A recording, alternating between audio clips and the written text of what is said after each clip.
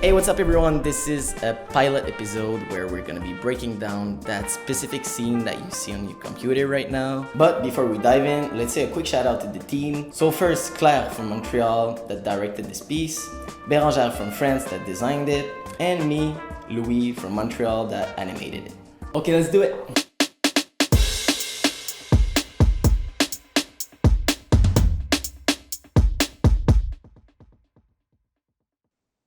Hello. Salut. Ça va? Bien? Yes. So yeah, let's talk about the process. So I want to start with Claire. I want to know what was behind the idea of the storyboard. Yeah, sure. For this scene, she explained that she grew up during the beginning of the internet. So I wanted to show an old computer as if the computer is her computer. I added some elements in the storyboard, like a flower, like a frame photo of her family. When I designed the storyboard, of the sketch for the storyboard, I have to think about the animation before and after this scene. The idea was to enter on the screen of the computer and we see the basic web page. So yeah, it's Cool. it's the idea. But yeah, and I want to know also what was the idea behind the color palette. We want to feel like it's botanical atmosphere and dreamy-like atmosphere, to feel that in the color too and in the atmosphere of the video. About the brush, we want slightly imperfect feeling in the design because the subject is the technologic with the human and respects the human and the connection with the human and like that. So yeah. That was a good direction because a lot of tech videos are super straight, but all of ours were super crafty and organic. So that was refreshing also. Yeah. Bernie took the storyboard and the vision of Claire and designed this specific scene. So how did you deal with the color palette? I mean, I think I put the background first and then I did some touch of color here and there to see how it balanced together, because it has to balance in some way. So yeah, I just went like in there and play with the colors to see how it feels. Also, I think it's weird because it doesn't have to be the real color of the actual thing. Yeah. But this color palette is a bit difficult to use for the design. Yeah. Cool. So yeah, another thing, the creative process. When you start working and you're really into it, do you know where you're going in your mind, or you're just trying out stuff? Okay. No, I was just going to say that for me, it depends if I worked on the conception of the project initially, or if I just jump on the project when everything is already like storyboarded, designed. Because I think like when you work on the conception of the project, you obviously think of what's coming next. For example, the computer scene we're talking about, since I am also an animator, I thought about the animation. It's weird also because sometimes we have a lot of time, like the creative process is different because you really are going to go in every details, but sometimes it's like a lot of scenes to design, so you don't even think about it, you just go through it and you just do it. Exactly. So I agree that it does depend. But Claire, I wonder what you think. For me, the storyboard phase need a lot of reflection and a lot of focus, because you have to think about how the scene works together, and the design is more creative maybe. For me, the design is more enjoyable. I feel like the design, you can just focus on being creative on visuals, but in storyboard, you have to be creative for the whole concept, and it's the root of the project also. So this has to be really strong. You're starting from zero and you're like, this is going to be the base for the project. Yeah, and sometimes you sketch an idea for the storyboard and you think it's a very good idea, and when it's the design phase and the animation phase, you see it's not working, your idea. So with the experience, you can know in sooner Better way. work or not, but sometimes it's true. It doesn't work like you think. Sometimes it's the opposite also. There's like a scene that doesn't work really well in storyboard, but when it's actually in the design, you're like, wow, it's really good. So it's also surprises sometimes. You never know. Yeah, for each project there is some surprise like that. Yeah. All right. I think that's a wrap. Yes. That's a wrap. Thanks a lot for taking the time. Thanks to you. Yeah, it was a pleasure. All right, let's get into it. So the first thing we're gonna cover is how I made this fake perspective here. So it might look 3D, but it's actually not. I could have done it with an actual camera and build like 3D layers, but I kind of like this fake perspective. There's something off about it, but that's what makes it interesting as well. First of all, as you can see here, I put every faces of the computer in different precomps. And if I go in this one, this is the base on the right. I did animate them as simple shape layers first to test how it was gonna turn. Was it like convincing enough? And then I actually put the precomps. And all these faces, I put the effects corner pin on them.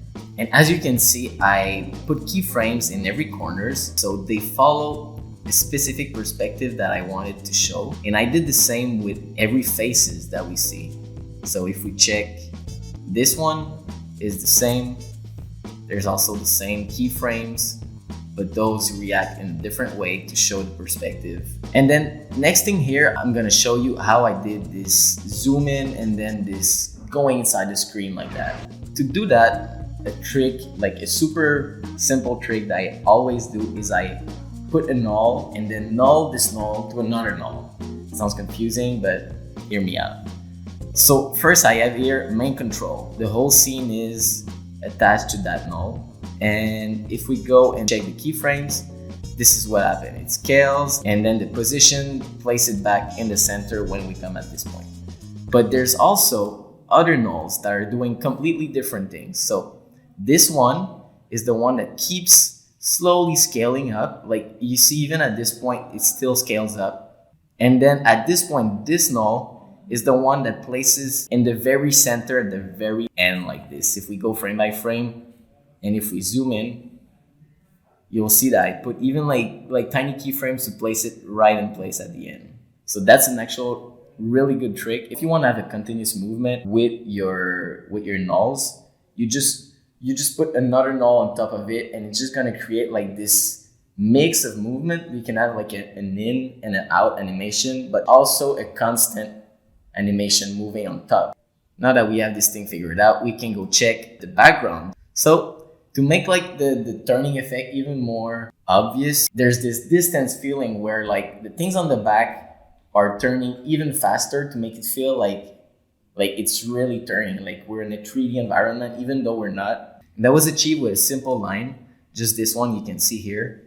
It has a repeater and it's super simple. There's just like 18 copies. And this line is all masked inside this shape, and it goes on the left, and it makes everything feel like it's spinning. So now at this point, the animation looks pretty good. Like the base is solid. We have the turning, we have the going inside the screen. Everything is settled. There's like pretty little things that were added, like the keyboard. Let's just watch it one time. Like we can really feel the perspective on the keyboard as well. But if we really take time to see inside the keyboard, you're gonna notice that this animation is not really realistic either. Look at the buttons, they move in a weird way, but it's just to show that it works. So if we go inside the keys, we can check this animation right here. At first, it was really just this one photo, and I just masked every keys to make them appear in this way where they like all condense in the middle at the beginning and then expand. And then I just duplicated those to fake that there's many layers of keys on the keyboard. And I put also a fake side that just rolls on the side like this. So now let's just go check the frame, the family portrait frame. So this frame right here was a bit trickier because like at the end it goes more than just flat and it goes back to another angle. Let's just watch it like that. So if we go inside, the first part, it's just scaling like that. It's just scaling until it goes flat. And then at this point, it's just the little part on the back that appears. And like right now it looks weird because the angle is off. But what I added on top of it was a CC slant. So if we go and check this one, at first it's slanted on the right, and then the slant just comes 0 at this point because this is the final form of the frame. Now let's watch it again with the flower pot. If we go inside one flower within the pre-comp of the petals, let's see here. So this is all just shape layers that are moving at the same time. It's all the same shape that's revolving around. And there's the first layer of petals that's in the front that is going on the right, and the one on the back that are going on the left. What it does is that it makes it feel like there's two movements like this. The back is going in one direction, the front is going in the other. So it makes it feel like there's turning motion. Now let's see it in perspective with this one flower. So we can really feel like it's actually turning.